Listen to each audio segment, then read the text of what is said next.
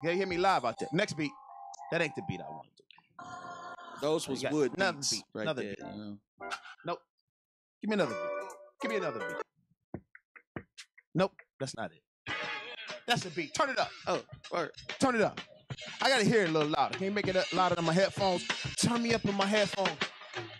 I'm still stuck in the 80s/90s. Lottos, kangaroo boots, natty ghosts, Velas, jumpsuits and troops, Junos, color Levi's, Bugs Bunny sweaters with the rhinestone ring on it. Fighting and making up the next day. Nobody getting shot. Working a hustle and a get it, a get got. We had love for the streets, our family, our foes, our friends. Respect for the elderly. Pager/payphone, sneaking into Adams Theater. Watching Crush grooving tougher than leather. Hopping gates out the college port to bang out, cause you don't wanna get caught at mom's crib or at Von's crib. Eating funny dinner with the fam. Church every Sunday, 8:00 a.m. And even if I fell asleep in the back row or played sick, no matter what, man, I still had to go. 80s, baby. He's a DJ, I'm the rapper. He's a DJ, I'm the rapper. 80s, baby. Welcome, Interneters. This is the X-Cast, episode number 75 of the X-Cast, to be precise. Thank you so much for joining us tonight in casting the pods. It's day 4,994 in the search for Tim Shovelday. I'm your host, Josh Houselander. With me, as always, the brainchild behind all that is the Empire Media, Mr. Adam Hernandez. And with me, not as always, but with me tonight, we got Dorf of the Majors Live fame, and also the new host of the new show here on the EmpireMedia.com that doesn't have a name yet. It's the Empire Political Show. Yeah, it's not really events of the day. It's more political philosophy related. But yeah, first episode we just got done with, and sticking around for this for a little bit. Yeah, totes my goats, man. It was good. I don't know if you guys tuned in already to the Empire Media Political Show or Politics Show. We got to get a name. Yeah, we definitely need a name bad. But we just finished it up. Went pretty good. Our next one is on March 13th. Also a Tuesday, correct? Right? Yeah. Yep. Also a Tuesday. Always be Tuesday. Yep, always be Tuesdays. So we got that going. Yet another show in the Empire Media catalog. If you're into politics at all, check that show out. It's going to be fun. A lot of, like Dorf said, it's a lot of ideology, philosophy, not a bunch of partisan stuff that goes back and forth. We're really trying to avoid the news of the day.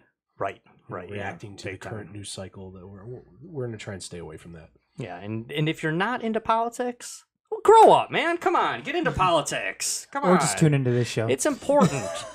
It's important. Or use our new podcast as a primer for you to get into politics. Yeah, this is a great way to learn base philosophy, ideology, political philosophy, if you will.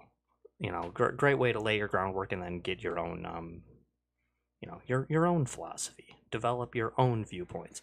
If I still didn't sell you on that, don't worry, we're talking about Star Wars tonight. And if you don't like Star Wars, then just get out of the country because you are not an American. Right, exactly. Yeah, now we're going to get political. political. You don't belong in Western civilization. Exactly. Yes. Yeah. See ya. I know, it's like, when you hear those people be like, oh, I've never seen Star Wars. I'm always like, okay, so you've either been smoking crack your entire life, you've been in a Vietnam prison camp for the last 30 years, or 40 years. Like, you're either lying or what's wrong with you? I don't, like, you have, at this point, you have to try really hard to have not seen any of the Star Wars movies. It'd be very difficult to make it to this point in your life if you're 30 years old, 40 years old, and you've never seen Star Wars. 20 years old and you've never seen Star Wars. What were your parents doing? Do you have, is there any... They failed in raising you. They did a terrible job of raising you. If you're 20 years old or younger and you haven't seen Star Wars, then shame on your parents. Do you hold more of a grudge against somebody who has seen Star Wars and doesn't like it over somebody who has never seen Star Wars at all? Good question. I have like a mental block when it comes to people that say, I've seen Star Wars, I just didn't like it. Like, you know what? I don't think you gave it a chance. Like, I don't think you gave it a chance. Because how much credibility do you put in the fact that they were probably growing into that type of thing during the episodes 4, 5, and 6. It could be or, 1, 2, and 3. Right. I mean, depending on how you order them. Yeah, no, I know, and that like I just feel like you didn't give it a proper chance. Ruined it for them. Yeah, there's got to be something in the world of Star Wars that you would like. It's kind of like I'm a big history guy, and when people say this, I'm being more serious about than the Star Wars aspect. When people say I don't like history, we say that's not true. You just haven't found the history you like yet. There's a lot of different histories out there. No, that's true. How could somebody not like history? Yeah, and if you say I don't like history. You don't like history. No, you haven't found the history you like yet. Like that's ridiculous. Unless you're really just your IQ is like 30 and you just can't handle anything, and that's God bless you. That happens. If that's you, then that's all right. You like I don't know.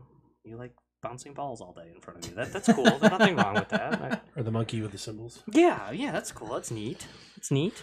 Monkeys with the symbols, man. But it's a fun toy. We've talked about Star Wars a lot in the past. It's not like I guess it's a reoccurring topic, but it's not a weekly topic or anything. But the thing, and I don't know how well versed you guys are in this particular thing, but the thing that's been driving me nuts about Star Wars lately, and that I've been debating with my fellow nerds about on the internet, is this whole idea of what is now canon in the world of Star Wars now that Disney has taken over. Disney, kind of the evil empire, if you will. Mickey? Yeah, exactly. Yeah, Darth Mickey is now running the empire. And canon isn't a new thing. That's a term that's been being used for 20 years now. But it used to be canon was... I guess canon used to be what George Lucas said.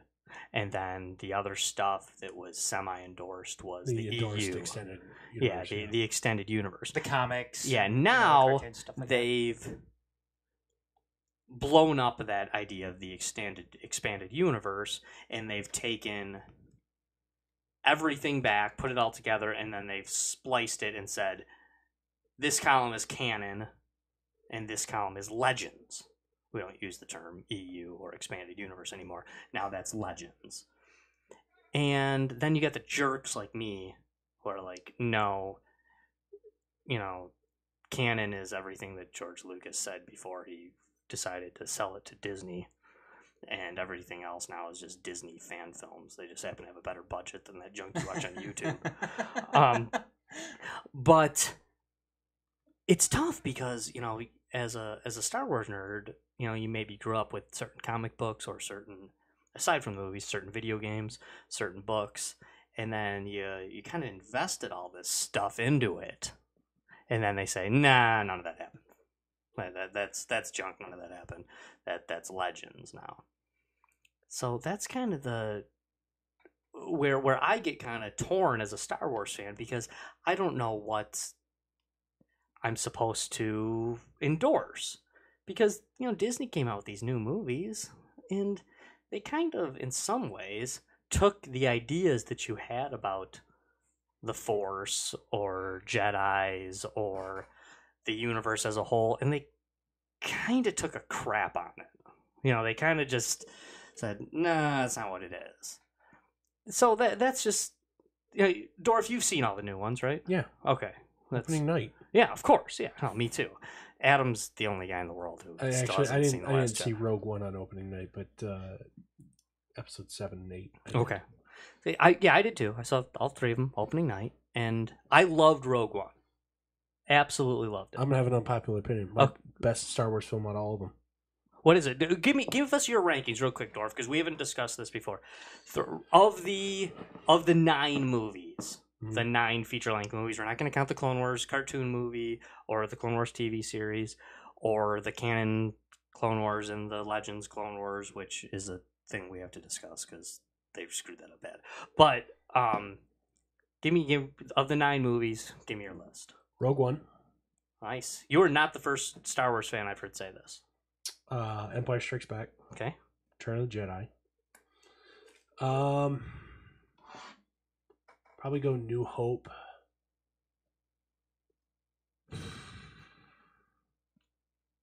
And then 7 and 8, and then the 4, 5, and 6. 7 then 8, or 8 then 7?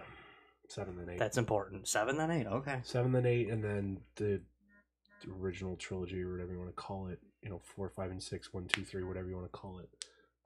Those can all burn and die. So you're not a fan of the prequel trilogy. No, you are a not prequel a fan hater. of prequels, yes. Okay. This is it, important. it was very much ruined by 2 actors. One, I couldn't blame him because he was like 7. Jake Lloyd. I'm with you. I'm not.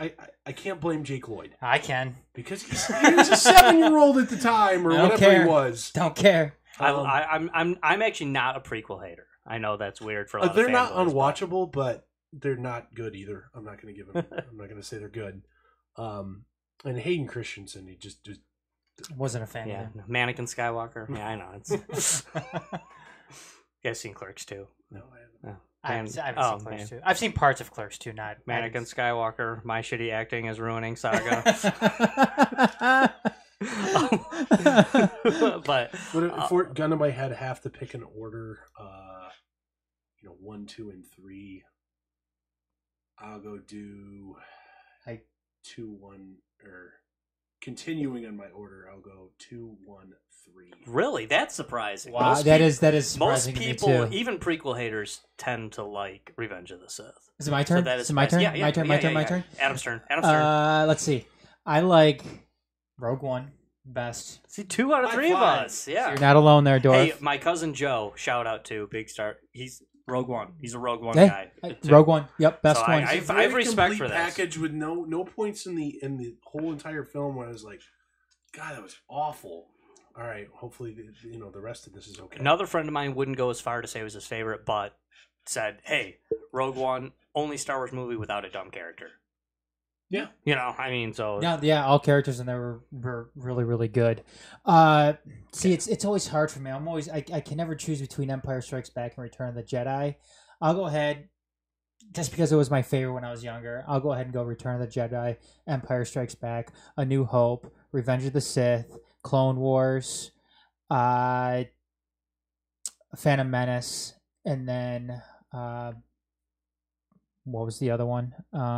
Force Defecates. The Force Defecates, and I haven't seen The Last Jedi, so I can't rank it. Honestly, man, Last Jedi's terrible. My order, terrible. I like The Last Jedi better than Force Awakens. Actually, I like The Force Awakens significantly more. Do you? Yeah. Not to say that I've heard other people ranks say in this. the top 5, but I significantly more enjoyed my thoughts leaving The Force Awakens was, well, we've waited so damn long. There was no way it was ever going to live up to the expectations we had for it. Sure. But I still was entertained. Yeah. I couldn't say I left leaving The Last Jedi entertained. It was so bad. You could have scrapped the entire second act and it would have been better. I actually kind of go the opposite, but I'm not. You notice I'm not jumping all over you in disagreement here, I know. But okay, I will bring you over to the dark side eventually. To me, the dark side is just acknowledging that anything in the sequel trilogy is worth watching. But my order is very simple: 6, 5, 4, 3, 2, 1. Rogue One, then big jump down to The Last Jedi, then The Caravan of Courage, then The Battle for Endor, then then The Force Awakens. Hey, they're canon feature length films. I'm just saying. But you're a very big traditionalist when it comes to Star Wars. I am, yeah. I do. You're a conservative Star Wars. Yeah, fan. before any of these new ones came out, and I did love Rogue One, but before Disney took over, my order is 6, 5, 4, 3, 2, 1. You're the Ronald Reagan of Star Wars. I guess I am. Fandom. I guess I am in some ways. I know, but the thing is, most people would switch. Even people from like my perspective would switch Empire and Jedi. I do like Jedi better. So 5, 6, 4, 3, 2, 1. That would be like the. I honestly, but I am a Return of the Jedi guy. Okay. Jedi first, then Empire. But they're both, dude. They're awesome. I mean, that's movies. Like, to me. I mean, by me saying Empire or Jedi is Empire, that's me relegating Empire Strikes Back to my second favorite movie of all time, which isn't terrible. You know, that's I love Star Wars and all. I'm gonna have to put Rogue One as like fifth. I don't watch a lot of movies. Let's keep that in mind. If I watch movies, it's gonna be science fiction or just a mindless action movie. My favorite movie of all time is also still, sci-fi and space, sort of Interstellar. Loved Interstellar. Never saw it. Heard it was cool. Yeah. Find a way to watch it. I will rent it because I rent videos. I'm that guy that still goes my to, dad. I go to Family Video. So does my dad. I love renting movies. I don't do it. He does it. My dad does it. I don't rent videos anymore. Get it on the on-demand? I do Netflix or iTunes or something like that. Yeah. I'm a big movie renter.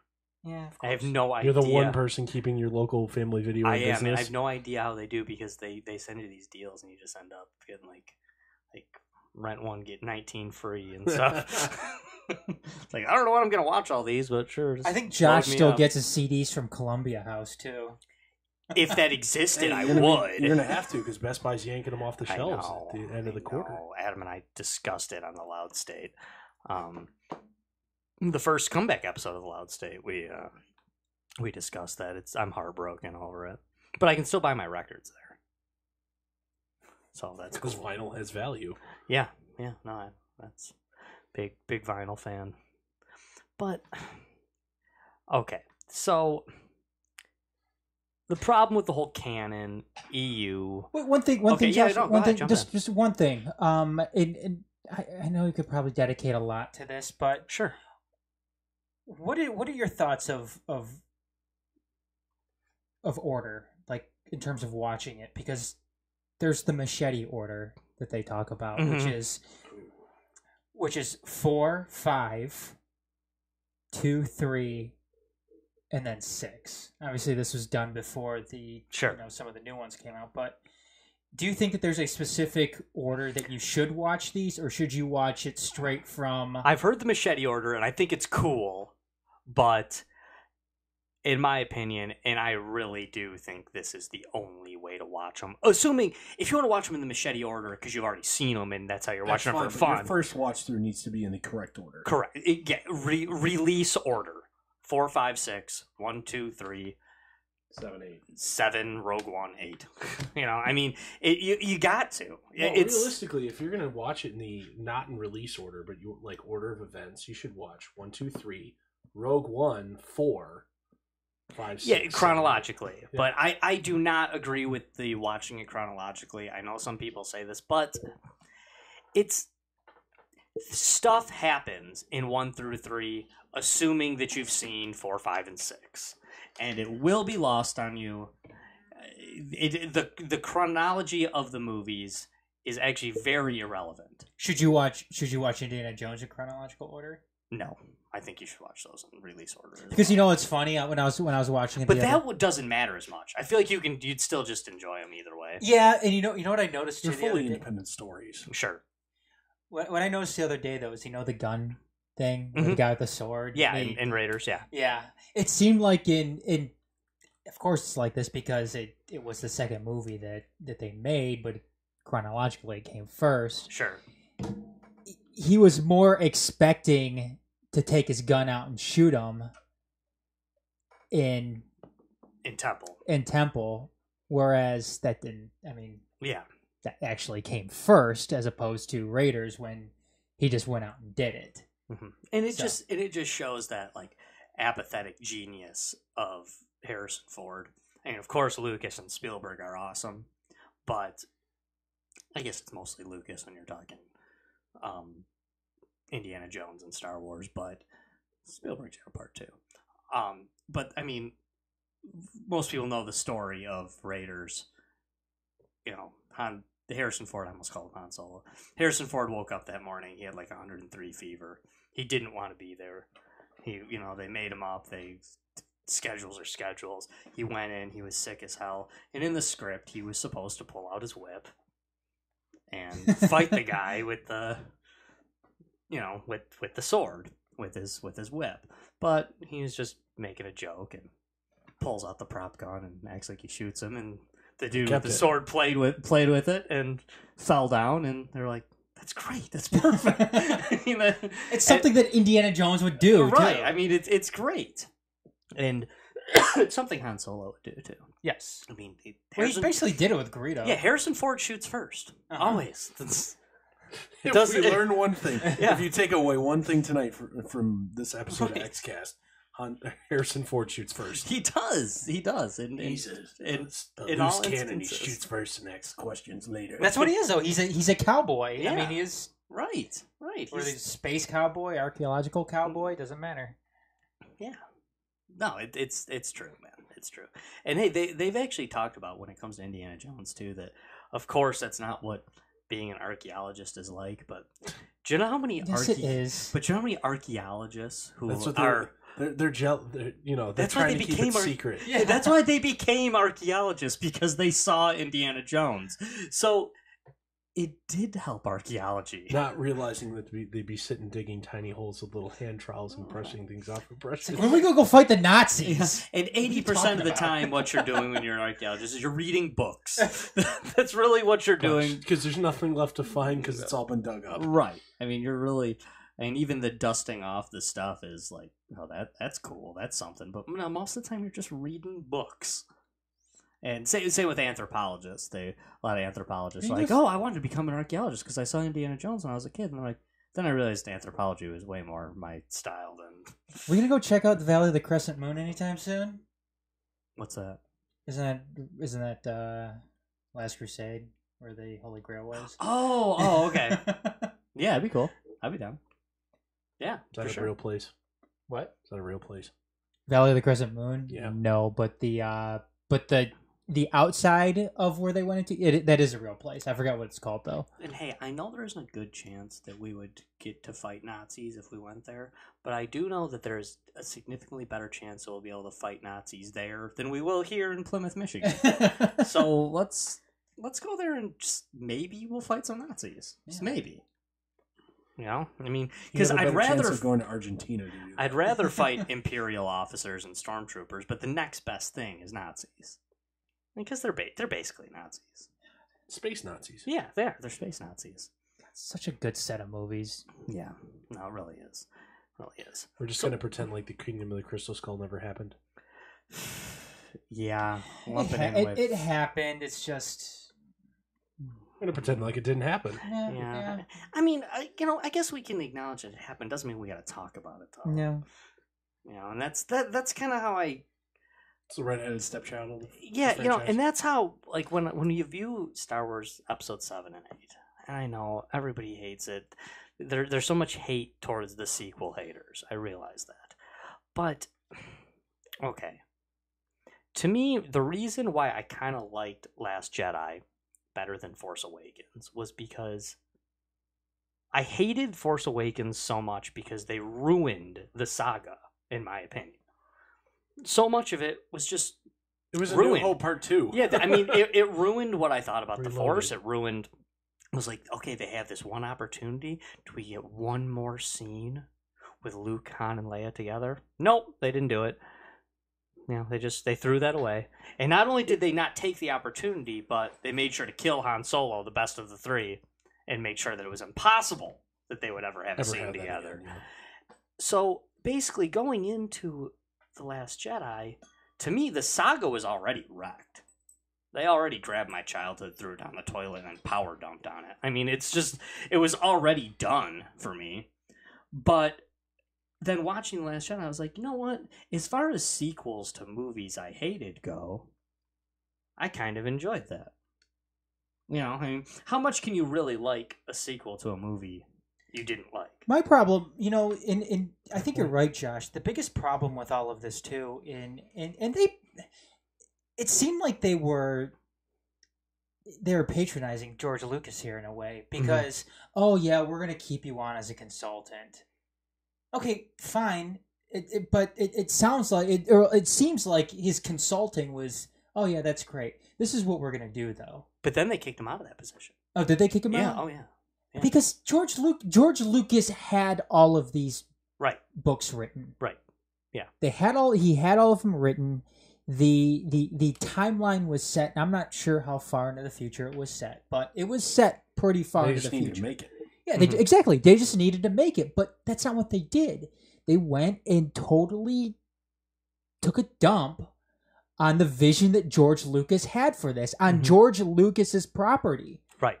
On his legacy here. Put your capitalist hat on, man. He sold it for $4 billion and then gave it all away. I know. He sold the true property, but the intellectual property was still his. Exactly. And yes, it's much more defined now what happens, because you don't go back and well George, how does this end up? Oh, well, this and this happens.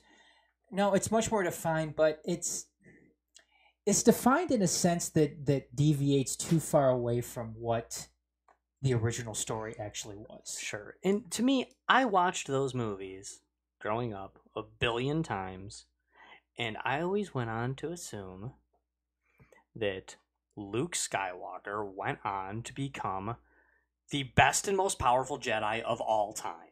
I think most people assume that.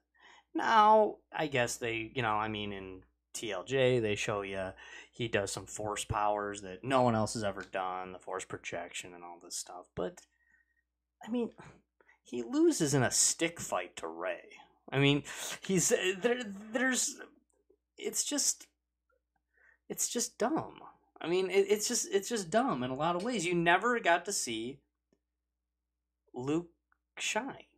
And Han Solo was cool in The Force Awakens. I'll give that movie that. Like, you got to see Han shine a little bit, but then they killed him. And then, okay, so Luke Skywalker, he's the hero of the original trilogy. Redeems Anakin. It's all about the Skywalker family. In Force Awakens, he has one scene where he doesn't speak. And, then in TLJ, he never really goes on to do it. He does something really cool at the end, but you never see him draw a proper lightsaber. The great green lightsaber that you see in Return of the Jedi, you never see it again. You never see Luke Skywalker as a Jedi Master actually ignite a lightsaber and fight somebody. Unacceptable. Well, it's unacceptable. Well, you know what? In some ways, I could somewhat appreciate them trying to get away from the original storyline. Only they didn't do that. They did it, but then they didn't do it. Right. And the parts that they should have kept and taken advantage of, it seemed like they had no interest of doing that.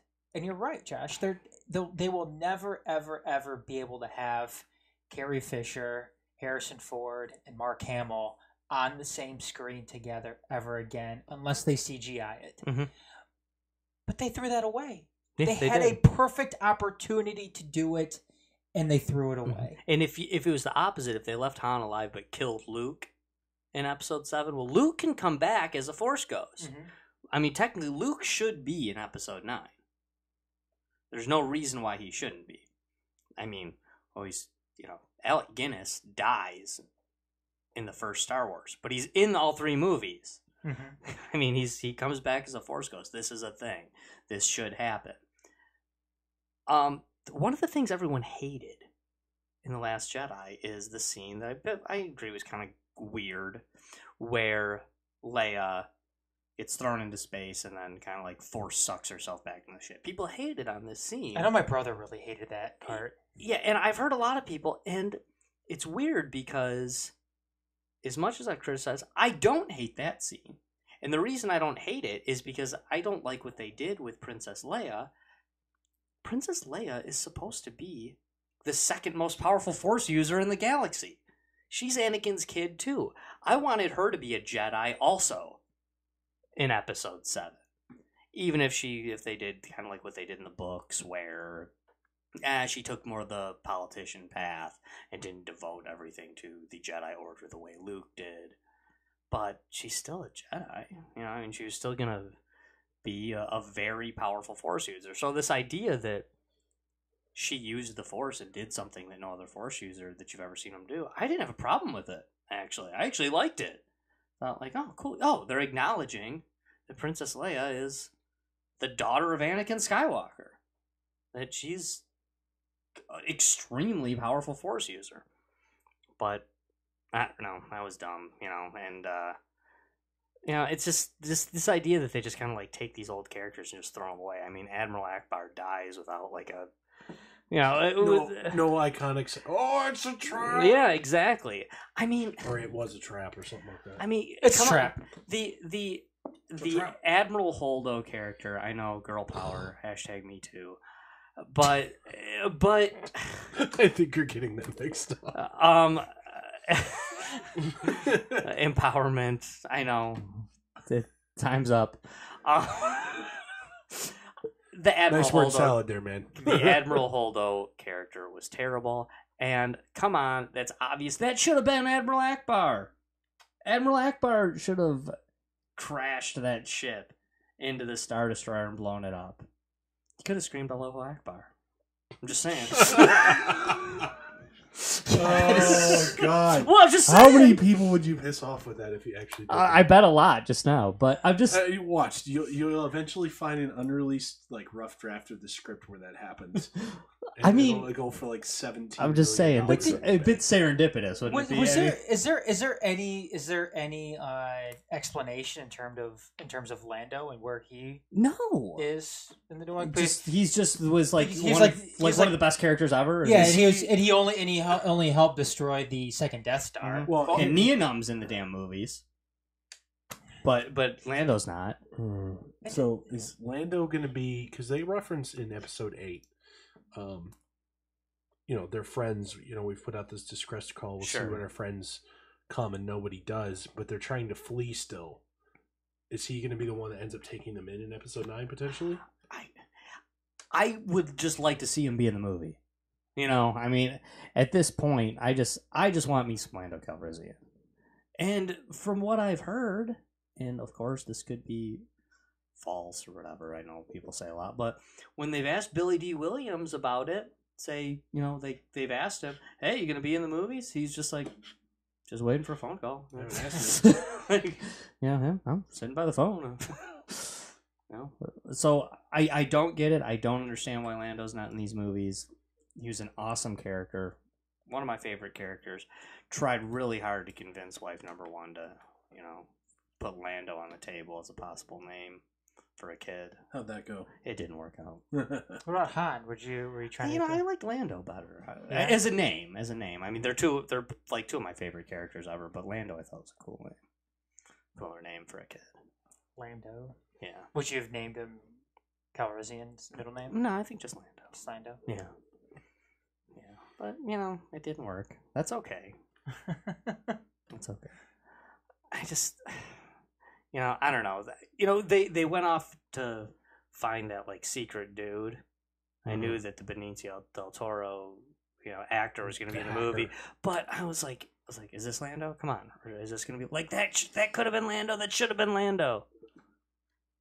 No. Or they could have just scrapped the whole thing because he turned out to be pointless in the end anyway. Oh, yeah. I mean, the Finn and Rose go to the casino portion of the movie is unwatchable, and it's one giant propaganda film about the evils of capitalism. Pretty much, yeah. And Rose Rose and Captain Phasma to me are awesome. Are both. You haven't even seen it. Yeah, Captain Phasma's cool in TLJ, actually. I actually thought she was cool in Last Jedi. But Captain Phasma in Force Awakens... Underutilized character. Rose Tico in Rose Tico's the new Jar Jar, wasn't she? Oh. Effectively. Those two characters are about 4 steps above Jar Jar in the worst characters in Star Wars history. It's pretty much... I want to go Captain Phasma, Rose Tico, Jar Jar Binks. In order of top 3 worst characters ever. If you put Rose in front of Phasma, I'm not going to fight you on it, But I mean, to top Binks, it's like Misa. That's rough. Are you guys familiar at all with the Clone Wars? I know you're not a big prequel guy, Dorf, with the Clone Wars cartoons that they had. I am not at all. Okay, because the original Clone Wars cartoons, I thought were really cool. Original ones, and those are now not canon. Really? The TV show is canon. Oh, okay. The cartoon movie, canon. The miniseries that predates those, Legends. So the problem with this is, I think it really kind of sucks because there's so many things in the Star Wars lore, things that have been in Star Wars board games, Star Wars video games, that are now just wiped away as they're not canon anymore. So you got guys like General Grievous, who I thought was a cool character. Underutilized. Could have been totally a super awesome villain. And when you like 2/3 of the way into his one movie. When you look at his what is now considered Legends Grievous, because of what he does, how he gets turned into the monster, yeah. Right. When you look at that Legends Grievous, non-canon Grievous, was a badass. Canon Grievous sucks. He's stupid. It's a dumb character. He's really no development. You're just supposed to be like, oh, this guy's bad. Oh, yeah, shit, he's got 6 appendages. Yeah, everything he did that was cool, and all mechanical. They wiped away. You're not supposed to believe that. Like Asajj Ventress, that character is canon, but her fight with Anakin, not canon anymore. Her prowess as an awesome pilot, not canon anymore. The character of Dirge doesn't exist, non-canon, and it just sucks. And there's some cool theories. Goofy, I know, going like delving deep here. This one theory kind of started on Reddit, where they talk about how the Clone Wars cartoon, the one that's now canon, is just nothing but Republic propaganda that was pushed forward, and that the old ones are kind of like the sinister, dirty part of what really happened, the real history behind the Clone Wars. And remember, history is written by the victor. Exactly, and that's like what this guy's trying to say. He makes all these references. It's pretty cool, actually. Pretty well thought out. On the same section of the forum where Jar Jar Binks is a Sith Lord. No, but that is, obviously very interesting. A legit theory. Yeah, Darth Binks is. It's so hard to take seriously, but you actually look at how they've got it laid out. Oh, I know. You watch perfect. I know you watch like you watch the YouTube videos, and you're like, which we did talk about that one on the Star Wars Theory episode, right, where we had Brad Davis on. Didn't we, Adam? Yeah. The Brad Davis episode. If you guys feel like if you're enjoying all this goofy Star Wars stuff, we go very in depth in that episode and break down the Darth Binks theory. We talk a lot about the Count Dooku wasn't really a bad guy theory, one that I'm actually big into, that he was actually like a double or even triple agent, if you will, for the Jedi. He kind of goes over to the dark side to try and take it down from within. Right. And just the idea that he was loyal to the Jedi, but not necessarily loyal to the Republic. Also explains away why he's the only Sith that doesn't have the Sith eyes. Other guys instantly, people who don't achieve even the power, anywhere near the power that Dooku has, almost instantly have the Sith eyes. Anakin gets Sith eyes 5 seconds after he says, "Sure, I'll be a bad guy." Darth Maul's got him. Dooku's supposedly been a Sith, but he still embraces some of it. He's shooting Force lightning. He's mixing it up, for sure. But what are your thoughts, Josh, on the different classes of I guess Jedi? Keeping in mind that I'm also including the Sith within that too, just as a Force users. Just as an all-encompassing classification here. Do you think there is do you think there is such thing as a gray Jedi? The gray Jedi idea. I think there is. I think there's a lot of different definitions about what a gray Jedi is. Some people count like Qui-Gon in that, just because he didn't follow the rules. And I guess that's true, but then some people are saying Luke Skywalker, the canon Luke, was a gray Jedi because he didn't really follow the path. So yeah, I'm on board with gray Jedi. I just I don't get too heavily into like defining what exactly it is. I just feel like there's kind of like that idea, Qui-Gon, I think he was very much a good guy. He kind of was a bit of a rebel, Just got sick of it all sometimes from, time to time. But, yeah, that's about it. I gotta go. Yep, no. See you later, Dorf. Dorf is out, and we can probably, move on from this topic as well. We can talk Star Wars all night. Yep, see you, dude. Thanks, Dorf. Appreciate you, man. We'll probably move on from this. We could talk Star Wars all night. I know, we have talked Star Wars all night in the past. That's probably, I think, covers it without getting into some big-time topics that we don't necessarily have time to get into. But hey, listen, last week on this show, on the XCast, not on Deep Issues, but on the XCast, we had Bill Mitchell on the show. Former Donkey Kong champion, Pac-Man champion, former Centipede champion, well-known competitive video gamer. We had him on last week, an exclusive interview. I want to thank him again, and Joel West, for being on the show, for talking for 3 times longer than they agreed to be on the show. Yeah, we've said this before, and you know what, Josh, I want to say this too, because I know I wasn't responding to any of the comments that we got on YouTube, but people need to keep in mind too that yes, Billy Mitchell was only supposed to be on for a half hour last week. Mm-hmm. He ended up staying on for 90 minutes. Correct. And during that 90 minutes, yes, all of it wasn't dedicated to the whole, all of the allegations against him that he cheated. Not the entire time was dedicated to him, but most of it was. And we did not present him with a bunch of gotcha questions that perhaps some people wanted us to. But we had a man on our show. We gave him the floor. We let the man speak, which is something that other people wouldn't do in the past. Next week on this show, Mike Soroka is going to be on. Some other people are going to be on. And we are going to take callers.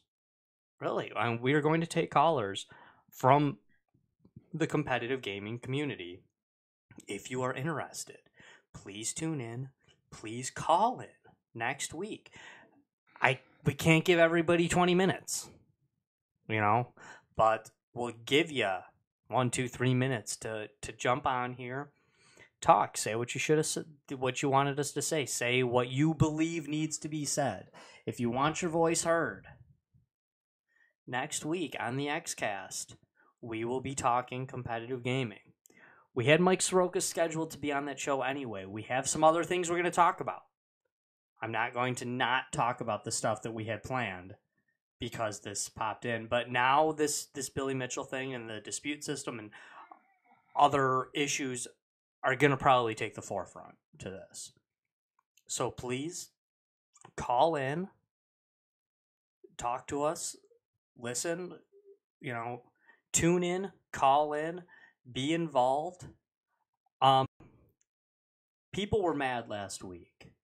Some of this we'll reiterate next week as well. People were mad last week because we didn't simultaneously host the show, conduct an interview, and read message boards, reading other people's questions for Bill Mitchell.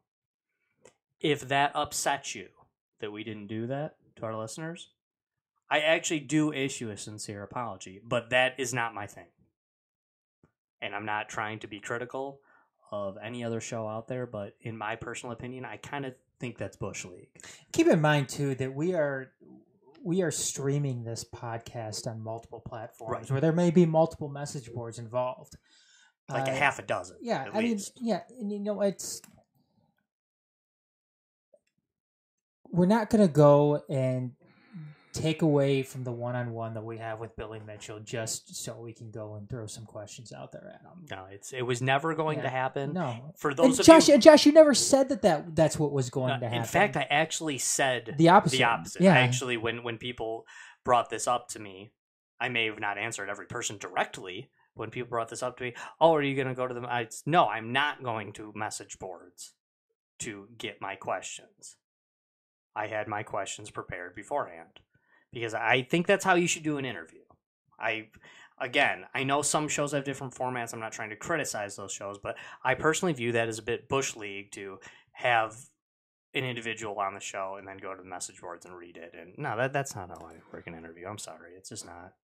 So, and I'm not trying to say that to be rude to anybody out there. I know some shows kind of operate like that, but not this one. So next week, though, will it be a little chaotic? It might be. It might be. But we're going to try to get as many people on as we can. We're going to take some callers. We do have some stuff to discuss. So we'll take the callers when we're ready to take the callers. It's not just going to be, hey, it's the XCast ring, pick it up. No, we're going to have Mike Soroka in studio. We're going to talk about some of this stuff. We're going to take some callers. I'm going to talk to Mike this week, and we're going to pinpoint some people that maybe are going to have a special reserved spot to talk to. But I'm going to leave that up to him as our guest. And then we're going to open the phones, and we're going to talk to some people, and we're going to hope to have it work out. And we'll have some...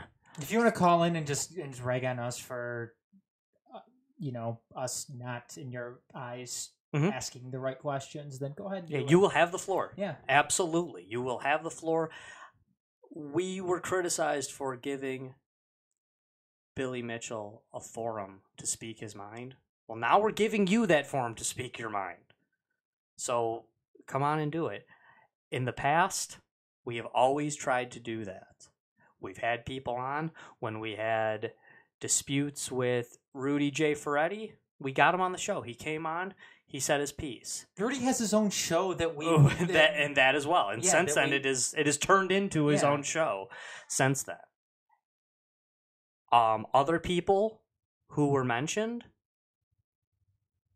Patrick Patterson is one that I've tried many times to get him on the show. He won't do it. That's okay. You don't have to. But hey, if he wants to call in, then absolutely. Do it. Absolutely. Anyone that wants to call in, these calls we're not going to screen. If guys like Patterson, I've actually tried to say, hey, we'll give you a spot on the show. You can say whatever you want. And for some reason, that relationship is bad. I actually at one point had a very friendly relationship with him, and then that turned, and I have no idea why. Nothing that I did, I don't think. But we'll give you that opportunity. Next week when we're doing this, the calls will not be screened. We're going to click on the phone, and you will be live on air. Actually, I don't have the ability to screen the phone calls. Yeah, we're not. We don't have the people here. Yeah. I mean, Adam would be the call screener. No, he's busy on the show, running the boards, doing everything. Mm-hmm. We will not be screening the calls. You will come on and get a minute or two or three to talk about this stuff. So please, we'll do it. And I'll go out on social media and let people know that we're giving this, because I know some people maybe aren't listening live right now. Maybe you'll catch it throughout the week. Maybe you won't. That's that. We'll catch it. Adam, we've had a long night, man. We debuted a new show, our politics show. We talked some Star Wars. We had Dorf in studio with us. Do we have a news section tonight? Yes, we do. Let's do it. Hold on, let me get my screen. Let's go up around here. the empire with Adam Hernandez. Let's see. Josh, you are gonna like this one. And in fact, I wish Ed was here tonight for this. So, headline on this one: a passenger's farts caused a plane to make an emergency landing. According to the report here. A Transavia Airlines flight from Dubai to Amsterdam had to make an emergency landing in Vienna after a fight broke out over a man who refused to stop farting.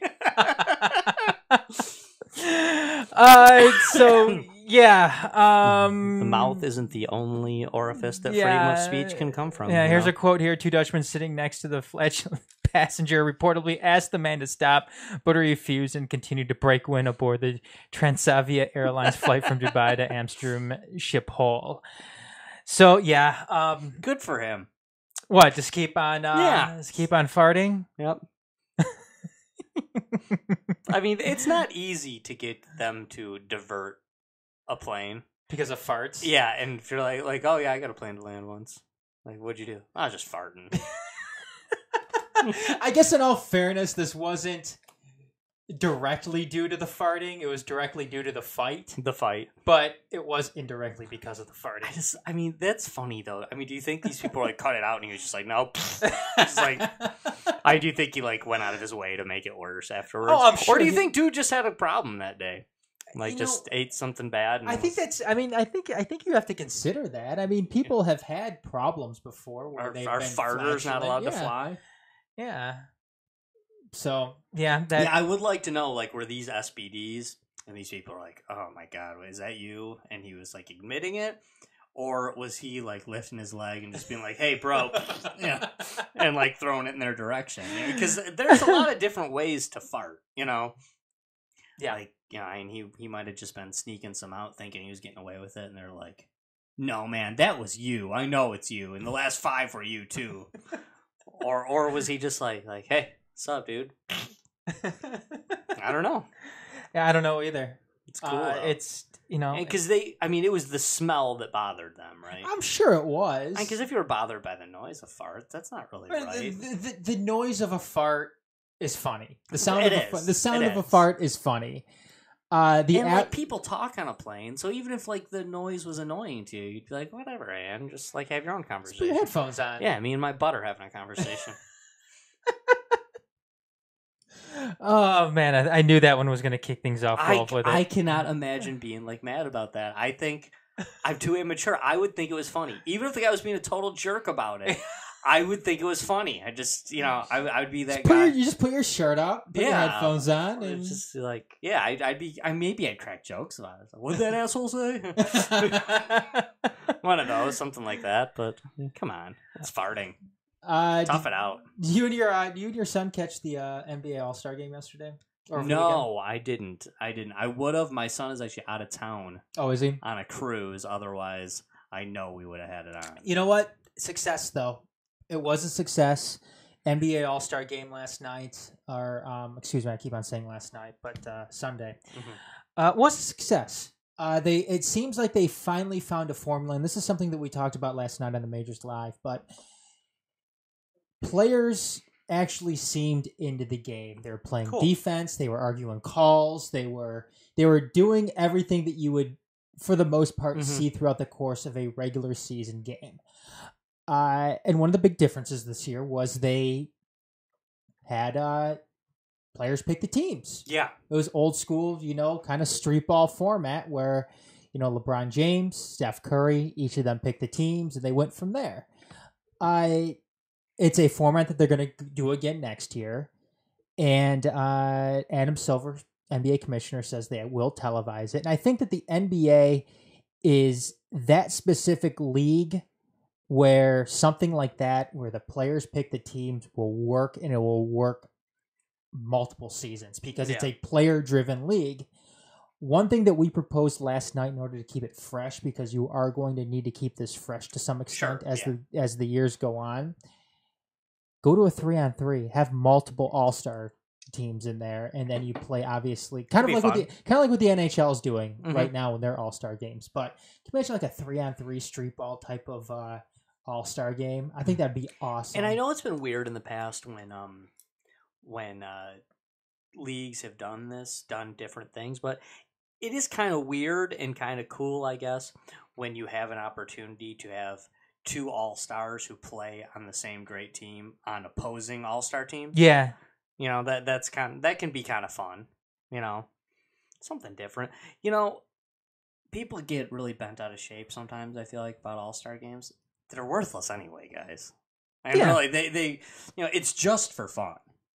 Like, it really is. It's just for fun. So, let them try new stuff, Absolutely. Cool. It's cool. Absolutely.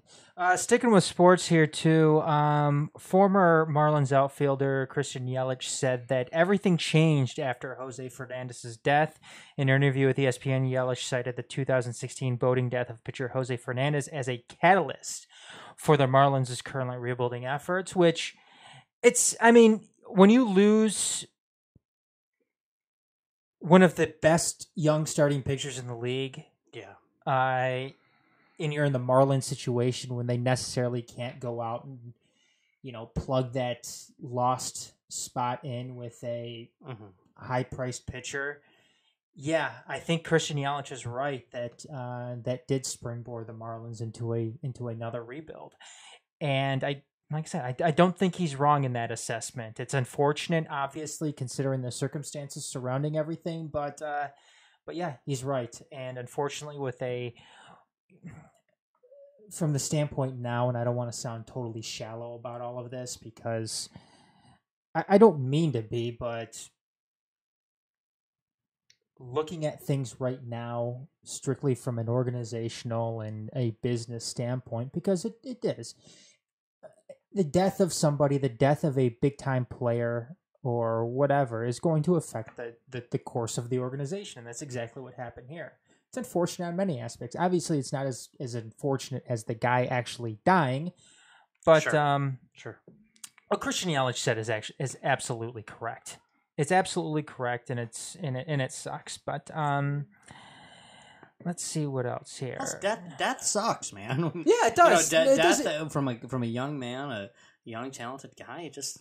It sucks, and it's gonna throw off the emotional and the chemistry balance of a team like that. It sucks. Yeah, absolutely.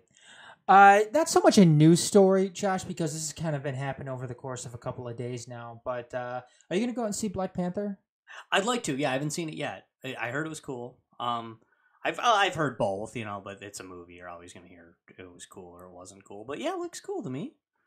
Were you ever a fan of the Black Panther character? Yeah, for sure. I was a big Avengers fan, back in the day. So yeah, I always liked Black Panther, Hawkeye. I always kind of liked the characters like that in Avengers. Loved Cap, loved Hawkeye, loved Black Panther, and it's like Scarlet Witch and characters like that. Yeah, that's. I mean, I want to go out and see it. I'm not a big movie when it comes out guy. Right. Obviously, just because I haven't seen.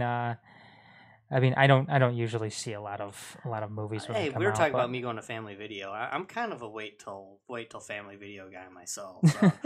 So, do you know what I feel like sucks about Black Panther, and has nothing to do with the dude playing him or the movie or anything else, but I was a big Marvel Comics fan growing up, and even once I was a little grown up, big fan of them, but the whole thing with the Avengers and the X-Men aren't in the same movie universe.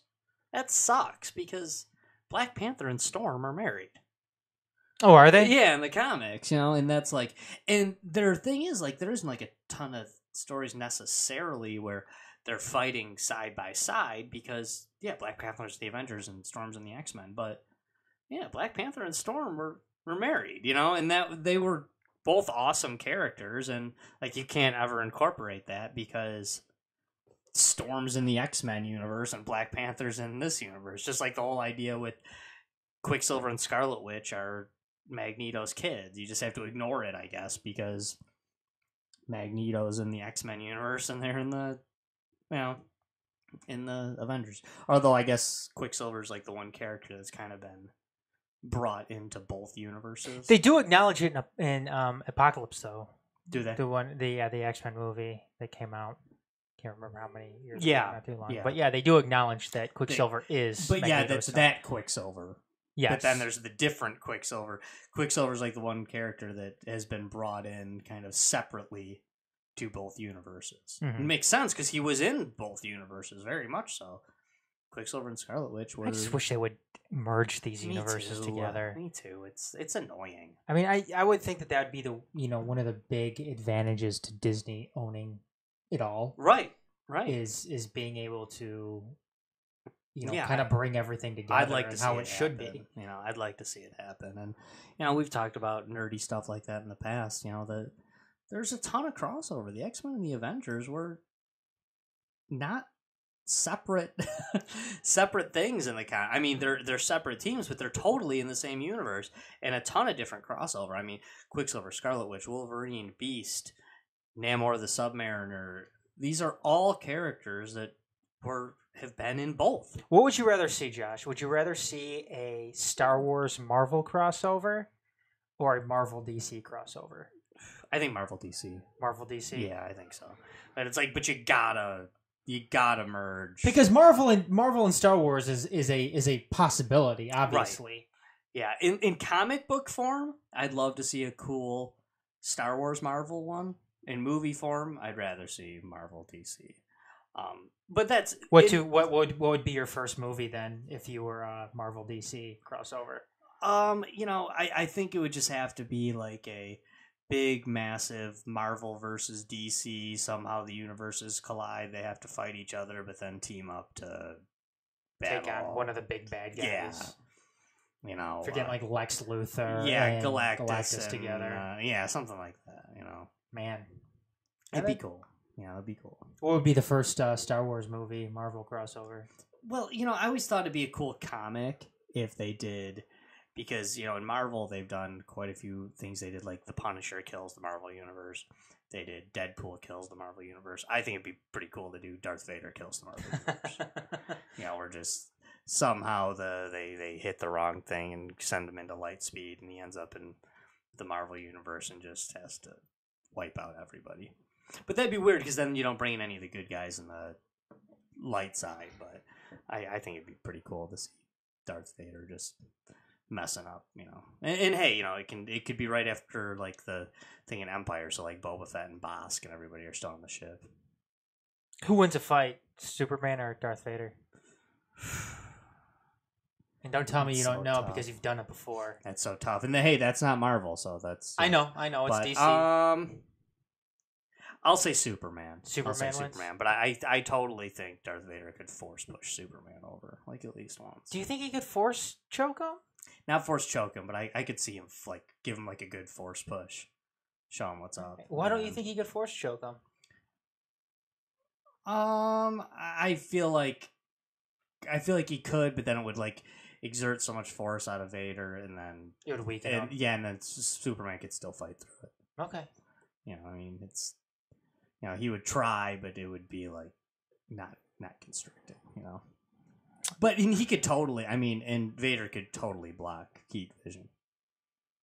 Totally block it. Easily with a lightsaber. Probably even with his hands.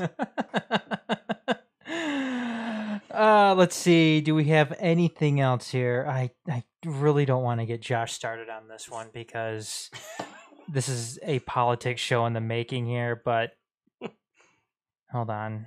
Donald Trump has asked the Justice Department to ban bump stocks and other gun modifications. President Donald Trump has asked Attorney General Jeff Sessions to propose a ban on bump stocks, a currently legal device that allows semi-automatic weapons to mimic fully automatic fire. Stephen Paddock used a bump stock to kill 58 people in the Las Vegas shooting in October. The device was not used in the Parkland shooting. Josh?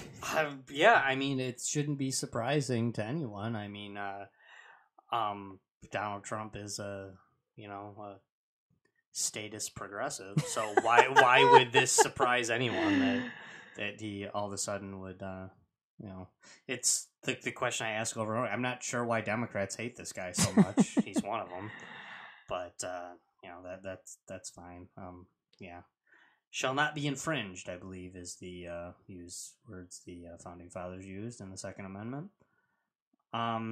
Bump stocks that's made up hysteria. I'm sorry, it is. The thing is, to alter a bump stock in that way is already illegal. So it's I don't. Those people in Vegas didn't die because of bump stocks, and I don't see why. Like, you outlaw it. Well, they've already outlawed murder. They've already outlawed. Any number of these types of weapons. So I guess that guy in Vegas, he would have killed less people, because he would have then decided, like, well, all this illegal stuff I'm doing, but I can't use a bump stock, because Donald Trump and the rest of the statists said that was illegal. I'm pretty sure a bump stock's it's actually not that big of a deal, but it's a fairly easy thing to do. So if you are going to modify a gun to have a bump stock, and you have no problem committing mass murder, I really don't think you're going to not make a bump stock. I'll reserve my thoughts on it until because I have a feeling it's coming up on the sure, on the politics show that we do. Yeah. But Josh, you know what? I think we will. We'll leave it there for tonight. Sounds good. Did you have anything else? No, I didn't. I hope people, enjoy the politics show. I hope they enjoyed this show. I know we're kind of a little goofy tonight talking Star Wars and stuff. I hope people got something out of our big Bill Mitchell exclusive interview last week, and that's going to be continued next week. Not with Bill, but with some other people getting on and saying their piece. So I hope those people that were lovers of that show and were haters of that show, because we got a lot of feedback, positive and negative, from it. I hope they're tuning in tonight, and I hope they realize that there's more to come next week, and that they get in and become satisfied one way or another. Yep, absolutely. We'll see you guys.